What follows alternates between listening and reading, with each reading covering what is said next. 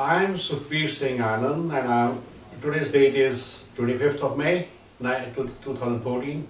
I was 34. I was working with Engineers India, which is a Government of India company, as an engineering manager. Well, June 1984, I was in UK at the time when the Blue Star took place.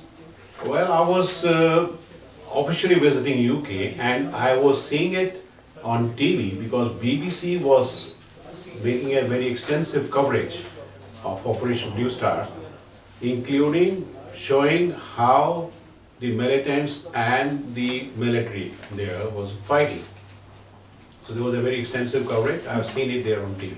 Oh well, that time in 1984 June, what we saw is that, as per the Mark Tully, who was the correspondent of BBC in Delhi, in India, his commentary on the television was not biased. He was telling us that, look, what he has heard is that there's a curfew in Amritsar, the movement is completely stopped, and then they were showing on TV the pictures of the damage of the Harmandir Sahib, Akal Takat, Parikrama, everywhere. And it was so bad that when somebody, from in the sanctum, the main central part of the Gurdwara, they would come out sometimes, to take some water from the Srovar. And the military was firing on them at that time too. Right? All that was shown on the TV. Then later on, when I came back to India after maybe 10-15 days, then I heard a lot more stories, which perhaps every one of you must have also heard. Before I tell you my reaction, I'll tell you the reaction of the people whom I met in the South Hall Gurdwara in London at that time. When the news was broken there that this is what's happened, people started crying. I was trying to get in touch with the people there in India to find out more. But unfortunately, most of the telephone lines, especially in Punjab, are down.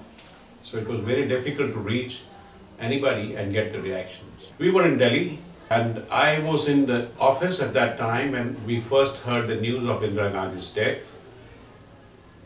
I never expected that it would turn so violent within minutes.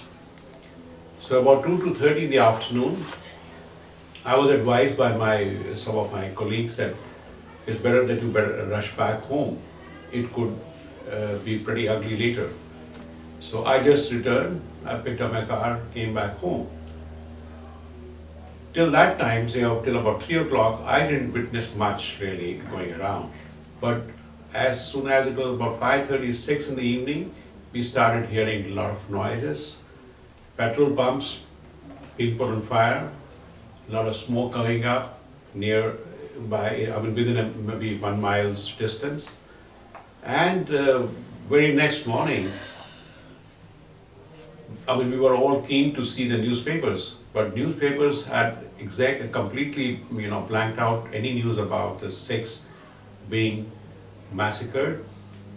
It was only, talking about Indira Gandhi, and their dead body was being shown on the TV, lying there in state, which seemed to be causing more of commotion amongst the Hindus and other people. And that probably helped the government, the police, and the hooligans to break up the emotions of the Hindus so that they come out and do something against the Sikhs. Well, the first reaction is, my dear, that I wish it didn't happen because it was one of the worst massacres of the Sikhs, as we call it, a Kadugara. And it was a really one-sided thing where Sikhs were targeted. In my own family, you see my Chachaji, my uncle, I believe on 1st of November itself, he was killed. And what happened is that, I'll share it with you like this, that you see, he had retired from the border security force and had constructed a new house in a locality called Pritampura. There was no telephone he had in his house, so we couldn't get any news on 1st of November throughout the day. But late night, my another chacha sent somebody, not Sikhs but Hindus, his worker, because he was running a factory, to give me the information that my elder chacha ji had been killed, and his younger son was very badly beaten up. He had fractures all over his body. All the bones were practically broken, and then he was put on fire. He was burned alive.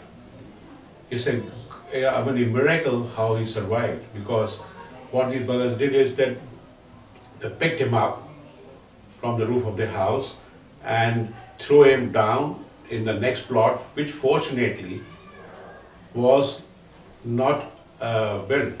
And there was a very tall grass which had grown. By the evening time, because of the morning, the dew, etc., the grass was wet. This guy fell with the face down, and therefore the fire that was set on him burnt the backside of his body completely. But the guy was still, he could survive after that. And another thing I wish to add here is that the entire crowd which had come to kill them continued waiting till late in the evening to make sure that this boy is also dead. Then it's people who were staying nearby who came out of their houses to tell them that, look, damn it, both the people are dead. The gentleman who stays here, he and his son both are died. Only ladies are left. Of course, those ladies were escorted early morning by some neighbors and taken to their houses. They said, oh, both of them are dead, so at least now you go back. And later on they found, when the entire crowd had receded back, that this man's pulse was still running. So my chachi, when she heard that he couldn't be saved, she urged everybody that please help save him. So some people took him to the nearest hospital called ESI hospital in Basai Darapur, where the treatment was given, and after about a week's time, he recovered his consciousness, and then the new treatment was given and he could survive. It's the local gundas of that area who were escorted by the policemen in the civilian uniform. The place where we live, we were fortunate that in that particular colony, there was no violence. That area is surrounded by mostly the Sikh-dominated areas, and the hooligans did not really cause much damage there. We did seriously consider about it, but being in a government job, I was in two minds. But after a month's time, perhaps, then we decided no, we would rather stay back, try to become more united with the other Sikhs around us, and then also try to devise means, how to protect ourselves in case it reoccurs. And we continued. Whenever I get an opportunity, I try and tell people what happened, The very first thing is that you see that as soon as I called up my relations in Punjab and told them, I gave them a graphic description of what has happened in Delhi. Flashbacks, yes. Anytime I meet anybody who talks about, the difficult times that Sikhs have seen in history, I'm reminded of this massacre. But that's the one which we have seen, which we have witnessed ourselves in our lifetimes. I wanted to contribute for making it a kind of a united action, some kind of a joint action forum where we could protect the interests of the Sikhs. But unfortunately, the tempo was lost later on because everybody, got busy again in the jobs, etc. It didn't happen.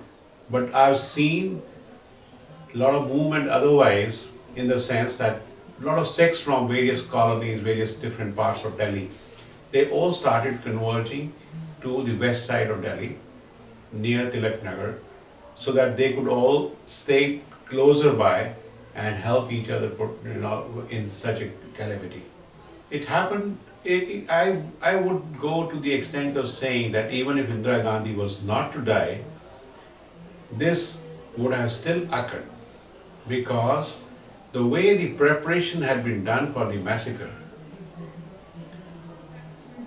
it was something unthinkable. The people who came to burn the houses of Sikhs and kill the Sikhs, they were carrying lists with them. They were prepared with various, they were carrying chemicals, kerosene, and a lot of things which can't be arranged within a few hours. And they could not have started all this within a few minutes or a few hours. It was pretty well planned. They had the complete list of each and every Sikh house, and they knew where to go and attack. There are a lot of places I know where the Sikhs were tracked down to, in their houses. When they found that nobody is there, they inquired from the neighbors. They even threatened the neighbors that you tell us where these people have gone. Right? And they were carrying lists. So it would have perhaps happened maybe another 10 days, 15 days later.